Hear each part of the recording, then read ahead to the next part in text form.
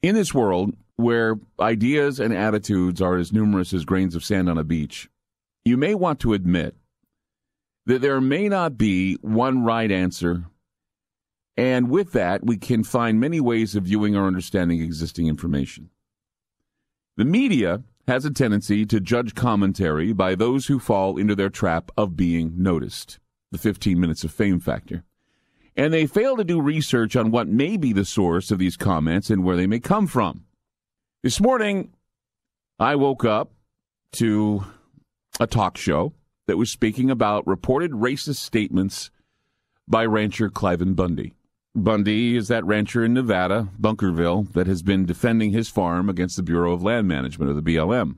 This is really discouraging because I was accused of being a racist days ago, only because I was on the side of Bundy, only because I think it's the right of every American to defend their land against hostile takeovers.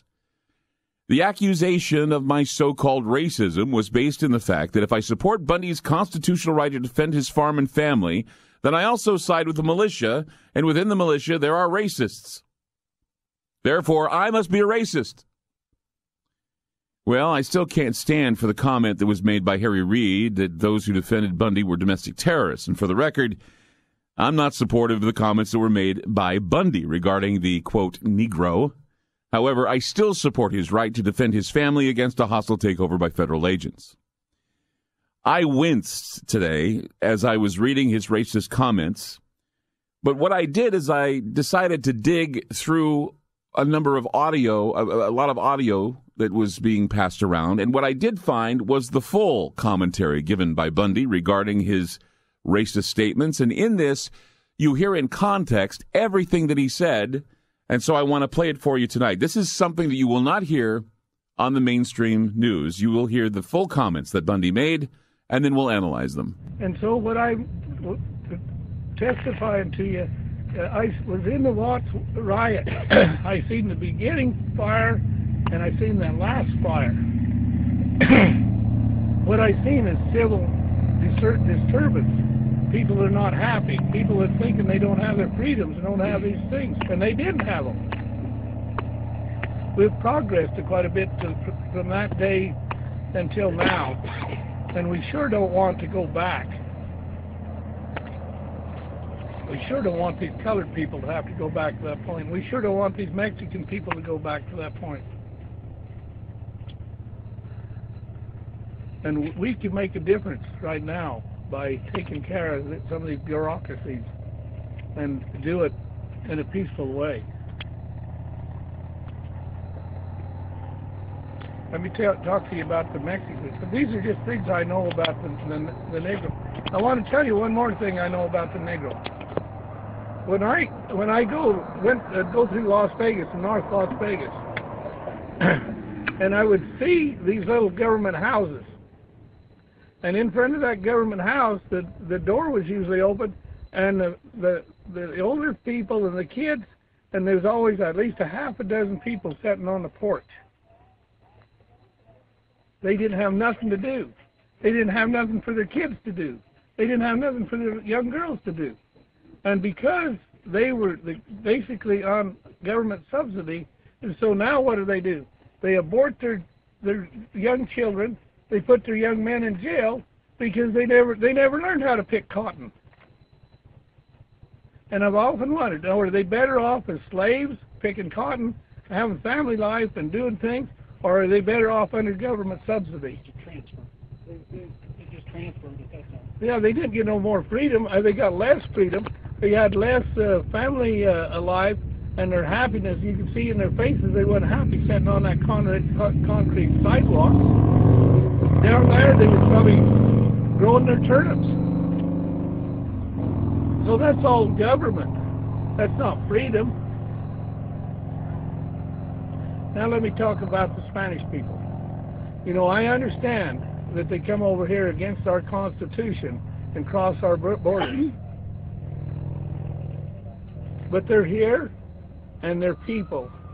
And I've worked side by side a lot of them. Don't tell me they don't work, and don't tell me they don't pay taxes. Mm-hmm.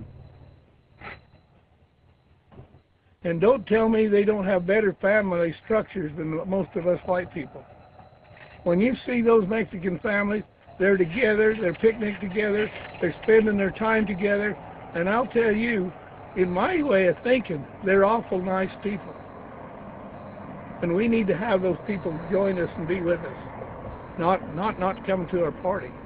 Welcome to the show, David John Oates. Thanks, Clyde. Always good to be on your show. You just got off a plane from Australia, didn't you? Yes, I did. I just flew in. I haven't slept or anything yet. Just came straight to your studio. What do you claim reverse speech demonstrates when we hear it? Okay, well, basically I'm claiming that reverse speech is another form of communication. The unconscious mind is speaking in reverse. So what we're hearing in reverse is people's real thoughts. Now, these can be thoughts that are not known to them consciously. So my basic theory is that language is bi-level, forwards and backwards. And which would make sense because the brain used to be bicameral. Absolutely correct. No, be aware! No, be aware! No, be aware!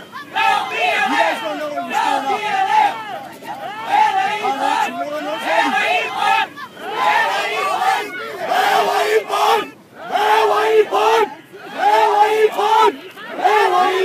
This is Cliven Bundy, and it's after he made these remarks, these controversial remarks. So you're playing it forwards I'm first. going to play it forwards first. Here it is. So that's all government, and everybody's lost that one. So that's all government, and everybody's lost that one. Do that again. Everybody's lost that one. Yep, there it is. So Yeah. basically he's saying that, that's all government. It's not freedom. Everybody's lost that one. They've lost freedom. They've lost it all.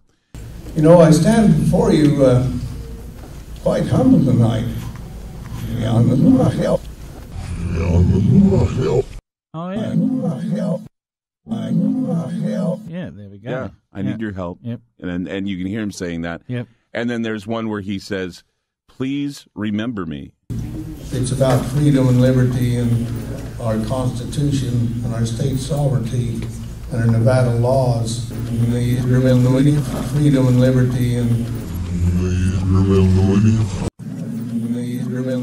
Oh, yeah, there it is. Yeah. He wants to make an impact. So you figure that that's it. He wants to make an impact. Right. He wants to be remembered for a guy who stood up for freedom. I don't think he wants to be remembered as a guy. I mean, it just seems like everything he says is about freedom and sovereignty and we've lost freedom. Please remember me. I need your help to stand up to this. And then he makes these statements. When you heard the statements in context, what's your opinion, David? Oh, he's a congruent, honest guy. I mean, what you see is what you get. I mean, even his racist comments, he clarifies it at the end when you play the whole clip. You know, so he's a guy who believes in what he's doing.